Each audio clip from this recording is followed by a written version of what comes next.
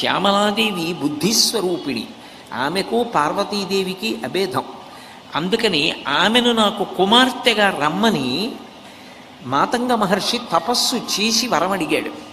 ఆయన అంత తపస్సు చేశాడు కాబట్టి మాతంగ మహర్షి యొక్క కుమార్తెగా వచ్చింది కాబట్టి మాతంగి అని పేరు పెట్టుకుని వచ్చింది. అందుకే కాళిదాస మహాకవి అమ్మవారు ప్రత్యక్షమైనప్పుడు మాణిక్య వీణాం ఉపలాలయంతీం మదాలసాం మంజుల వాగ్విలాసాం మహేంద్ర నీలజ్యుతి కోమలాంగీం మాతంగ కన్యాం మనసా స్మరామి అంటాడు.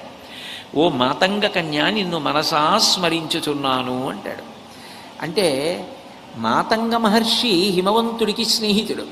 హిమవంతుడికి పార్వతీదేవి కూతురుగా వచ్చింది, ఆయన అసూయ పడలేదు.